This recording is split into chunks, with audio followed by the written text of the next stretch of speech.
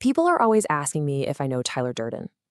Picture this, 3 minutes to 0 hour. You've got a gun barrel shoved right between your teeth. At that point, you really only speak in vowels. Honestly, my mind goes completely blank for a second. I completely forget Tyler's whole grand monologue about destroying control, and I literally just find myself wondering, how clean is that gun? It's getting pretty exciting now. You know that old saying, you only hurt the one you love? Well, turns out the absolute opposite is true too. We essentially have front row seats for this massive theater of destruction. We're just standing here, right at ground zero, looking out over the entire city, waiting for it all to come down. And with that gun still in my mouth, it suddenly hits me. This sudden, crystal clear realization that all of this, the gun, the explosives under our feet, this massive revolution, it all actually has something to do with a girl named Marla Singer. Because you see, the Project Mayhem Destruction Committee, they have been busy. They've gone and wired the foundations of 12 different buildings with high-grade explosives. In literally just 2.5 minutes, the primary charges are going to blow the main charges, and those 12 massive buildings will just dissolve into dust and debris. I know this for a fact simply because Tyler knows this. 2.5 minutes. But to really wrap our heads around how we ended up here, staring down a 3-minute clock, we gotta rewind. Let's jump back 6 months. I was completely unable to sleep. I'm talking severe insomnia, where absolutely nothing feels real. Everything is just so far away. It's like your entire life is just a copy of a copy of a copy. I was totally trapped in this bizarre state between waking nightmares and a total obsession with mail order catalogs. When you can't sleep, your mind wanders. I'd imagine deep space exploration eventually just being branded by corporations, like the IBM Stellar Sphere, Microsoft Galaxy, or Planet Starbucks. And meanwhile, I had become this absolute slave to the nesting instinct. If I saw a clever little yin-yang coffee table, I literally had to have it. I bought the Klipsch personal office unit, the Hovatrek exercise bike, all these eco-friendly paper lamps. I just sit there flipping through catalogs, desperately wondering what kind of dining set actually defines my personality as a human being. Spoiler alert, absolutely none of it cured the insomnia. I was just passing out and waking up in totally random places, completely clueless as to how I got there. Desperate for any kind of cure, my doctor told me if I wanted to see real pain, I should swing by the First Methodist Church on a Tuesday night and check out the guys dealing with testicular cancer. So, I actually did. I crashed their support group. And that is exactly where I met Bob. Bob used to be a bodybuilder, but he'd used so many steroids, he ended up with these massive hormonal imbalances, and we just cried together. Honestly, being there, pressed tight against this giant man's chest, just letting it all out, that was my vacation, totally letting go. Losing all hope became a bizarre kind of freedom.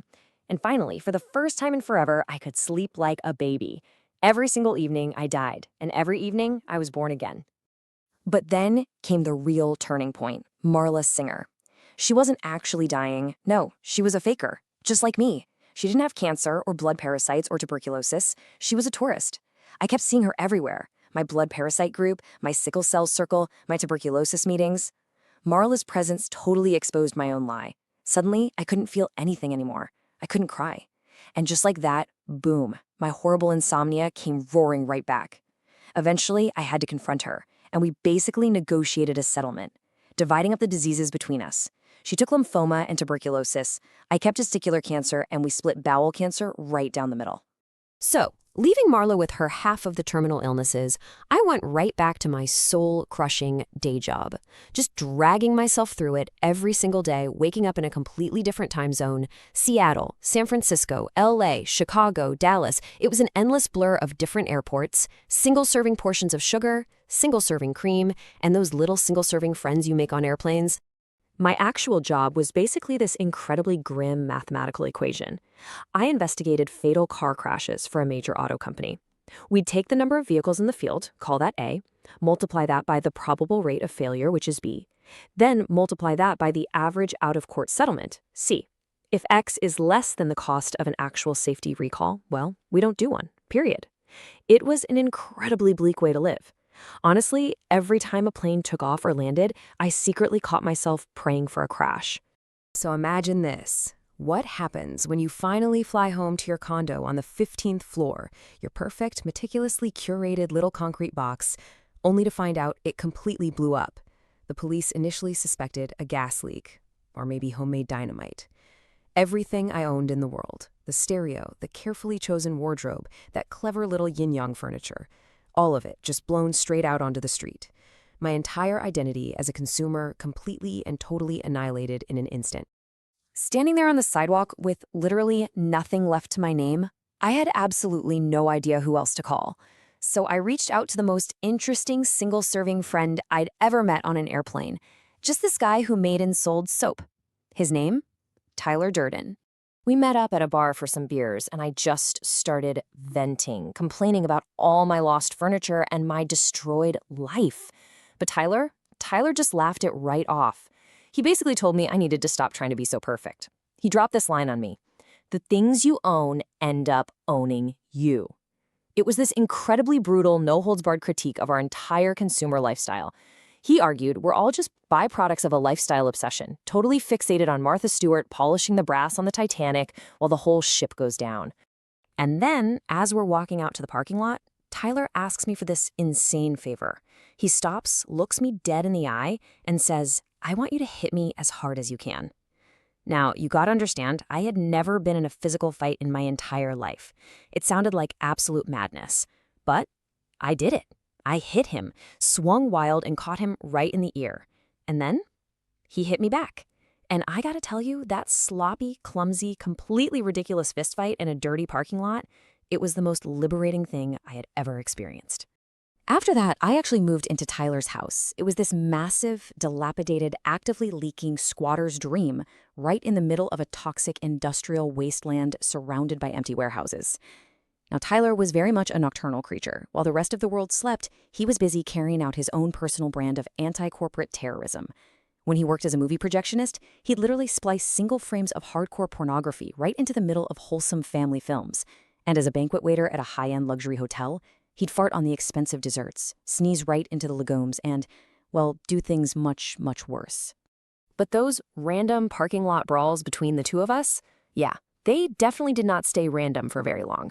We started drawing a crowd of guys watching us, and pretty soon things got so big we had to move the whole operation down into the dark, damp basement of a place called Lou's Tavern.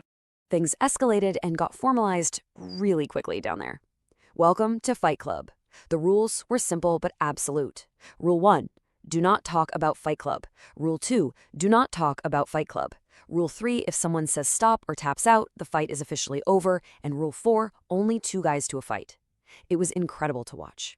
Guys who walked in on day 1 looking like soft, unbaked dough turned into hardened, carved wood after just a few weeks. After the fights, we'd all just sit around, totally exhausted, debating who we'd want to fight historically. Gandhi? William Shatner? Abe Lincoln? Tyler really became the voice for this massive, unspoken frustration we were all carrying around. He'd pace around that basement and give these wild speeches, proclaiming, "We are the middle children of history. Our Great War is a spiritual war. Our Great Depression is our lives." He hit the nail on the head. We were an entire generation raised by television, totally brainwashed to believe that one day we'd all be millionaires and movie stars. But guess what? We weren't. And waking up to that reality made us very, very angry. For us, Fight Club wasn't just a place to throw punches. It was our absolute salvation. Things were going great until Marla Singer abruptly crashed back into the picture, totally overdosing on pills and calling my phone for help. Tyler ended up rushing over and rescuing her, and suddenly, boom, she's living in our dilapidated house with us. Their relationship was intensely toxic, and it started pushing me right to the very edge of my sanity, all while Tyler kept ruthlessly pushing the boundaries of what our little club was actually capable of. This escalation into full-blown mayhem didn't happen overnight. It was a very specific, step-by-step process. See, Tyler wasn't just making any artisanal soap. Step 1, we literally stole the richest, creamiest human fat straight out of the biohazard dumpsters behind a luxury liposuction clinic. Step 2, you skim the hardened fat to extract the glycerin. Step 3, mix that glycerin with nitric acid, and suddenly you've got nitroglycerin. Step 4, add a little sodium nitrate and some sawdust, and congratulations, you've just created homemade dynamite. We were literally selling these rich women their own fat back to them at $20 a bar at fancy department stores and secretly using the leftover byproducts to manufacture high-grade explosives. But Tyler demanded a lot more from me than just mixing explosives. He demanded absolute, total surrender. One night, he poured lye, this insanely harsh, burning chemical flake, straight onto my wet hand. The pain was beyond description. It burned like nothing else on earth. But he physically held me there and ordered me not to shut out the pain. He forced me to accept this dark realization that our fathers had completely abandoned us, which meant God probably hates us too. And you know what? That's totally fine. We don't need him. Tyler's entire point was that only after disaster strikes, only after you've lost absolutely everything, are you finally free to do anything. Armed with this terrifying, almost intoxicating new sense of freedom, I realized I could completely weaponize my own madness. I walked straight into my boss's office, totally deadpan, and demanded to be made an outside consultant. When he rightfully panicked and tried to call security, I just started brutally beating myself up right there in front of him. I'm talking crashing myself through his glass table, bleeding all over his pristine carpet, the whole shebang. It worked perfectly. I casually walked out of that building holding phones, high-end computers, and a massive 52-week severance package. Basically, I had just violently secured all the corporate funding we needed to take Tyler's twisted vision to the absolute next level. But then, things took a deeply terrifying turn. Suddenly, new fight clubs were popping up everywhere. Delaware, Pennsgrove, Newcastle.